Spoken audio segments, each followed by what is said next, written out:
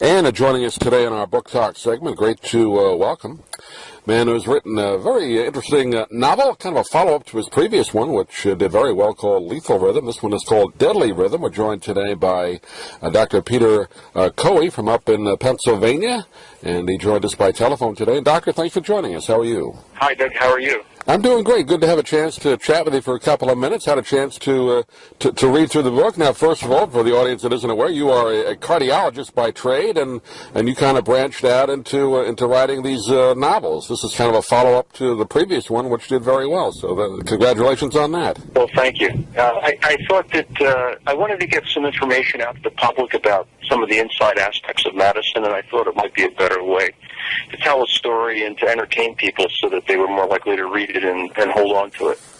Yeah, I get that feeling reading this one. I mean, obviously, you know what you're doing as far as the hospital goes, so it's very accurate that way.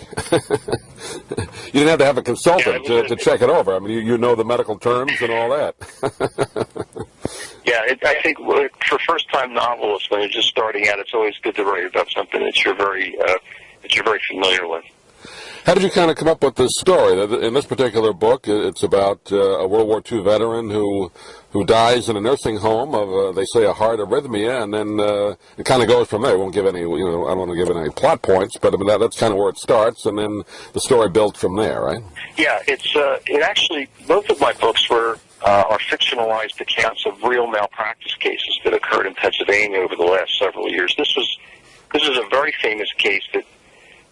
In which a cardiologist was sued for the wrongful death of this old gentleman that you just referred to, but he actually ended up being a murder victim. And in the real story, it was the angel of death, the nurse who was killing people in this part of Pennsylvania and New Jersey several years ago. There was just a 60-minute story about this character, right. Bill Cullen.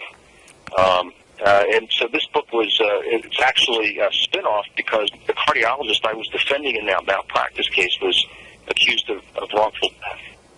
Wow. Yeah, I remember that story on 60 Minutes. Yeah, that's scary when a nurse could do that.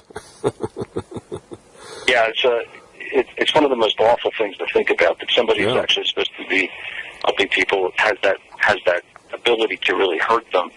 But the story really grew out of that malpractice case and turned into a little bit more, as you said, of a conspiracy story and a murder mystery. Yeah, it kind of goes in some different directions, kind of takes you in some twists along the way, and again, it won't give anything away, but I mean, there's some really interesting characters that you put in there. I guess one of them has to be kind of based on yourself, right? Yeah, I think, again, many first-time novels draw on people that they're familiar with, and I think a lot of novelists also have some autobiographical features in their stories. And yeah, it's true that the central character in the story is based on a cardiologist that sounds an awful lot like me. Well, how did you go around putting the story together? What was your process? I like asking people to write novels. Did you plot it out as far as maybe an outline, 8-10 pages, and then go from there? Or what was your process? Yeah, I actually... Again, you learn these crafts as you go along, and it's a little bit of trial and error, but the best way for me, and I've done a lot of scientific writing through the years, my writing method is basically to outline things and have a roadmap and then follow. I know a lot of novelists who just sit down with a blank piece of paper and let the story take them away, but at my stage, and I think the way that I like to write things and the way I like to draw the plot, it was better for me to have this outline ahead of time.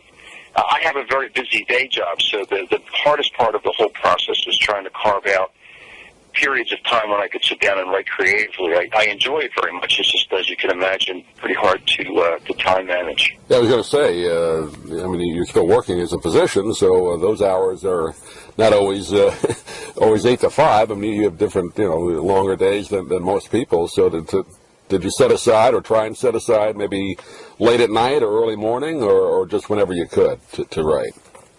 Yeah, I'm a real good early morning person, so almost all of my writing was done in that period before the sun goes up, because once the day gets rolling, as you can imagine, it's kind of hard to put time aside. And the thing about creative writing that I've learned is that it really needs to be a larger block of time. Just a few minutes here and there probably doesn't do the novel any justice. Yeah, you mentioned, I was going to ask you, but you already kind of talked about it as a physician. You write a lot of scientific things down and cases and medical histories and all that, but this is a different type of writing, and it also includes dialogue. Did you enjoy that aspect of it, or was that more challenging for you, or how did you feel about that? You know, there were a lot of technical aspects that I had to learn. I took some writing courses in college, and I took some refresher courses recently because there are there's a whole craft involved with novel writing that I needed to acquire relatively quickly as I went through the first stages in the book. I had a number of people help me out, very kind people who gave their time and looked at what I was writing and critiqued it. I think that was also very important. But, you know, Doug, I think one of the things that people don't understand is that doctors have a real treasure trove of stories and experiences from their patients. I mean, it's just amazing if you sit there all day long and you listen to patients, the stories that they tell. Sometimes they're even more fantastic than the novels that we write. And they're so kind to sit and be patient and to tell us about these things. The number of physicians, as you know, have gone on to become excellent writers, and I think a lot of it is because our patients give us such tremendous material. Yeah, I know Crichton, I believe, Michael Crichton, he was a physician, right? He wrote ER, did a lot of those shows, wrote some novels. I believe he was a physician, right? Yes, he was, and as was Robin Cook and Abraham Verghese and Oliver Wendell Holmes. I mean, there's a whole, obviously, Alfred Conan Doyle. There's been a long tradition of doctors who have become good writers, not just fair writers, but very good writers, and I hope to someday follow in that tradition. Oh, yeah, well, you're on your way with these books. I mean, this could be turned into a movie, I would suppose. Have you had any talks about that, or too early? No, actually, there have been some discussions. I'm working on a third book, and I think there's some interest in perhaps turning these three into some kind of a mini-series. I think they might fit very nicely into kind of a TV kind of thing. Yeah, right. Or a movie. It's a little bit early yet, but we're certainly beginning those discussions. Yeah, you mentioned, obviously, when you talk about great drama in television or movies, the hospital has always been kind of a focal point. Soap operas, TV shows, they've been so successful, ER and Chicago Hope, those kind of things. So there is great drama, some sad, obviously, and obviously good things come out of it as well. So you see the gamut every day, don't you? Yeah, and I think it's very attractive to the public because everybody has some kind of a confrontation at some point in their life with the medical system, whether it's for yourself or for a loved one, someone in your family. And I think there's a good deal of drama that goes on every day in a hospital. It obviously is life and death situations. And again, some of the very deep personal relationships that get formed in the context of medical care are very, very important. And medicine is a wonderful, wonderful profession for so many reasons, not the least of which is that we get to meet people and to interact with them in a very, very meaningful way. Yeah. Well, the name of the book is called Deadly Rhythm. We've been talking with Dr. Peter Kowey from up in the Pennsylvania area. And, Doctor, you've got a website. People can get a hold of his book. Yeah, it's Peter Kowey, PeterKowey.com is my website. And the website will take you everywhere that you need to go to get the book, and things like Amazon or Nook or wherever. It's available everywhere. But that website is the easiest way to get access.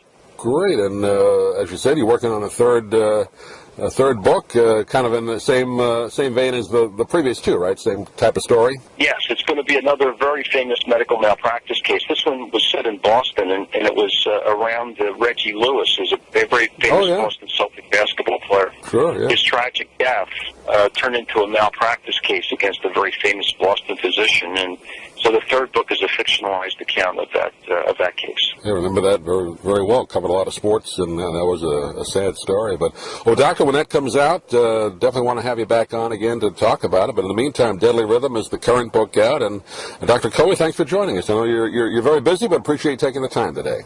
Doug, it was a pleasure, and yes, we will definitely plan to do it again. Thank you very much. Sure.